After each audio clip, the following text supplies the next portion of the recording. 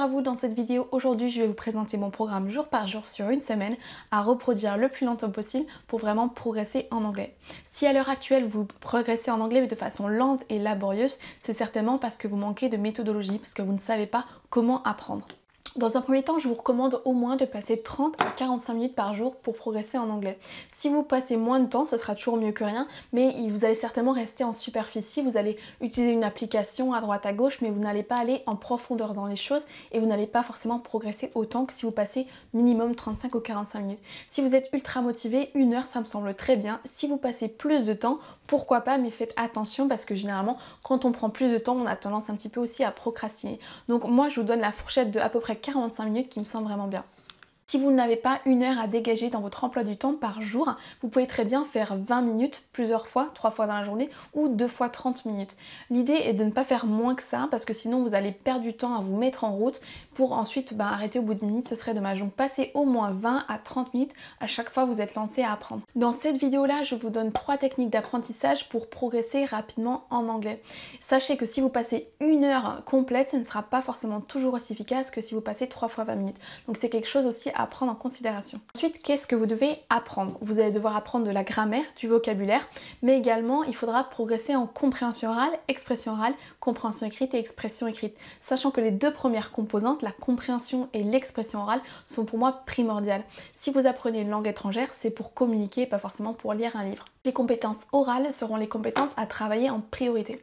Pour faire progresser votre compréhension orale, il faudra forcément engranger du nouveau vocabulaire. Plus vous connaissez de mots, plus vous serez à même de comprendre ce qu'on vous dit et des films, des séries, des podcasts. Mais il faut faire la distinction entre la connaissance passive et la connaissance active. Tout ce qui est passif, c'est des mots que vous connaissez, que vous allez pouvoir reconnaître à l'oral, mais que vous n'allez pas forcément utiliser. Donc c'est très bien, tous les mots que vous apprenez vont vous servir pour faire progresser votre compréhension orale. Mais vous n'êtes pas forcément tous obligés de les retenir par cœur et d'essayer de les utiliser. Donc, tout ce qui est compétences actives, ça va être tous les mots que vous connaissez, la grammaire que vous connaissez et que vous mettez en application et que vous utilisez à l'oral ou à l'écrit. Donc c'est 2 choses différentes. Il y a plein de mots que vous connaissez, que vous n'utilisez pas forcément, mais que vous savez reconnaître à l'oral. J'en parle un peu plus en détail dans cette vidéo si vous voulez aller la voir. L'endroit le plus approprié selon moi pour trouver du vocabulaire qui pourra vous servir ensuite à l'oral sont les films et les séries.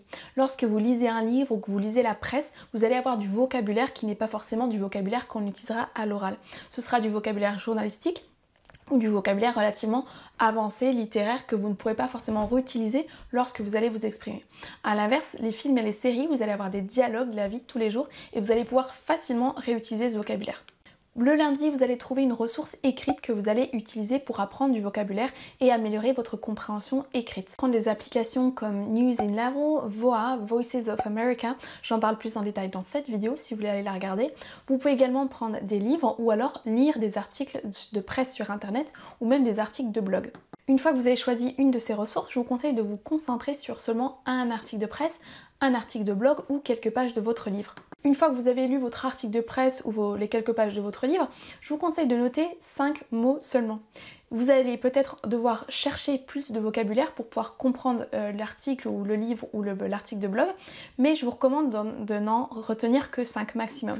Nouveaux mots par jour que vous retenez sûr à 100%. Sur 1 an, vous allez quasiment avoir 2000 mots en plus. Il vaut mieux vous concentrer sur seulement quelques mots, même si c'est 3, 4, 5, ça me semble bien. Mais si vous allez au-delà, il y a de fortes chances que vous allez en oublier la grande majorité. Une fois que vous avez noté ces mots, vous allez donc aller chercher la définition, vous allez regarder dans quel contexte on peut l'utiliser et vous allez écrire des phrases pour utiliser ce vocabulaire. Être sûr que vous avez la bonne prononciation, donc vous pouvez écrire le mot en anglais dans un dictionnaire, que ce soit Google Translate ou Word Reference, j'en parle plus en détail dans cette vidéo, et vous allez donc répéter plusieurs fois ce mot-là pour vous l'approprier et être sûr que vous également vous le prononcez bien. Donc toute cette étape de la première journée va vous prendre 30 à 45 minutes et je vous propose de passer un quart d'heure, 20 minutes, voire 30 minutes si vous avez le temps sur une application de votre choix. Là, vous n'êtes pas obligé de retenir du vocabulaire et de noter du vocabulaire. Je vous propose juste de prendre une application et de l'utiliser pendant quelques minutes. Les débutants peuvent utiliser des applications comme Simpler, Duolingo, Mosalingua ou Quizlet. J'en parle plus en détail dans cette vidéo. Pour les niveaux intermédiaires, vous pouvez aller sur des applications comme Quiz Your English, comme Phrasal Verb ou English Speaking Practice.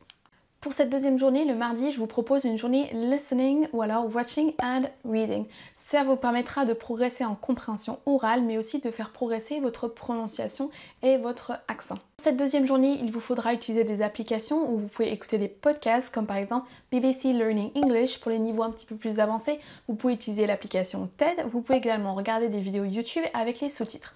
Il faut absolument que vous ayez la transcription si vous écoutez un podcast, donc c'est-à-dire tout ce qu'il y a dit dans le podcast de façon écrite ou alors les sous-titres en anglais. Le fait d'avoir la transcription ou d'avoir les sous-titres en anglais vous aidera grandement à comprendre mieux ce qui est dit à l'oral. Donc le processus ce sera le suivant, donc vous écoutez votre podcast ou vous pouvez même prendre un livre audio, vous lisez la transcription en même temps, vous regardez une vidéo YouTube ou une vidéo sur TED et vous lisez en même temps les sous-titres.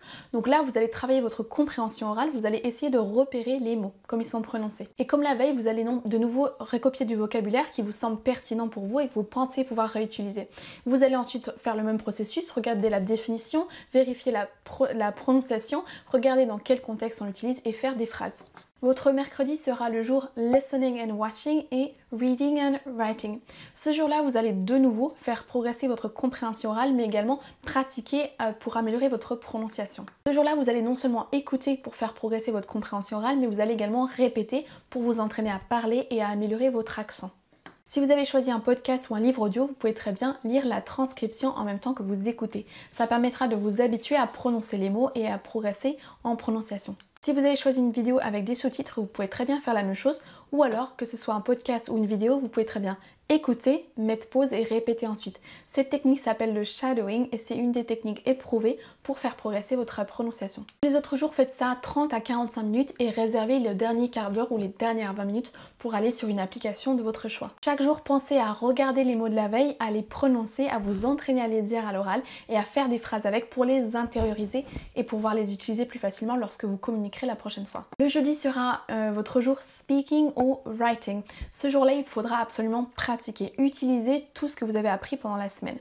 Vous pouvez très bien utiliser des applications comme HelloTalk, Tandem ou Speaky pour trouver un partenaire linguistique ou alors vous pouvez prendre des cours sur Italki ou Cambly. Si vous n'avez pas le temps ou pas envie de trouver un partenaire linguistique ou de trouver un professeur, je vous conseille de trouver un subterfuge pour quand même communiquer. Que ce soit en parlant à votre chien, à vos enfants en anglais ou en vous parlant à vous-même.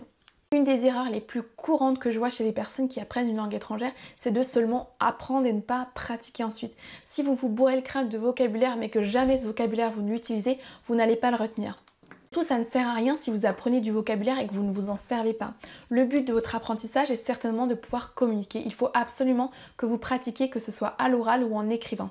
Une chose que je fais toujours lorsque j'apprends une nouvelle langue étrangère, c'est de verbaliser à voix haute ce que je pense dans ma tête. Par exemple, si vous avez faim, vous allez devoir penser I'm hungry. Si vous voyez votre maison qui est en bazar, vous allez vous dire oh, it's a mess.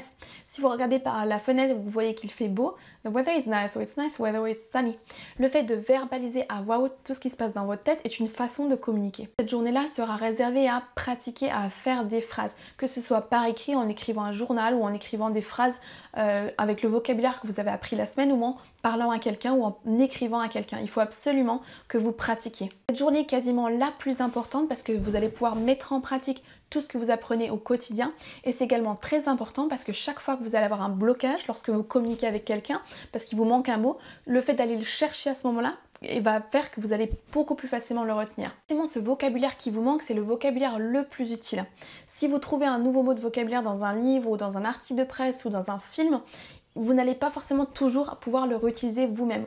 Si vous êtes en train de communiquer avec quelqu'un et qu'il vous manque un mot, vous pouvez être sûr que ce mot-là, vous allez dans un premier temps le retenir, mais c'est aussi un mot très utile parce qu'il vous a manqué et vous allez être susceptible de le réutiliser plus tard. L'apprentissage d'une langue étrangère, c'est long. Je vous conseille le vendredi de vous faire une journée fun, de trouver une ressource qui vous plaît, qui vous amuse, qui vous fait du bien, qui vous divertit et de ne faire que ça. Regardez un film, une série, écoutez de la musique, peu importe, mais trouvez quelque chose qui vous plaît et faites-le pendant au moins 1 heure. Ce jour-là, vous allez également relire vos notes de la semaine pour être sûr que vous maîtrisez bien le vocabulaire que vous avez appris. Vous pourrez également regarder si vous avez des points de grammaire qui vous posent problème ou du vocabulaire que vous avez vu pendant la semaine mais que vous n'avez pas eu le temps de regarder. Si vous ne retenez que 3 choses de cette vidéo, c'est la première, qu'il faut absolument que vous trouviez du matériel qui vous plaît, qui vous amuse.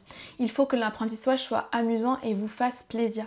La deuxième chose est qu'il faut absolument pratiquer. Si vous engrangez du vocabulaire que vous apprenez, mais que vous n'utilisez pas, vous n'allez pas progresser. La dernière chose chose à retenir est qu'il faut absolument que votre apprentissage soit relevant, qu'il soit pertinent pour vous. Si il y a 6 mois je vous avais donné le mot confinement en anglais et que je vous avais dit ça se dit lockdown, vous l'auriez certainement pas retenu parce que ça vous semblait totalement inutile. Aujourd'hui je vous donne toutes les formules de politesse pour terminer un email dans un contexte professionnel et que vous apprenez l'anglais pour voyager, vous n'allez certainement pas le retenir. Il faut absolument que vous adaptiez les mots que vous apprenez et votre apprentissage à votre situation et pourquoi vous apprenez l'anglais. J'espère que cette routine d'apprentissage pourra vous être utile et qu'elle vous aidera à progresser rapidement. Si vous fonctionnez différemment, je serais ravie de le savoir, faites-moi en part dans les commentaires.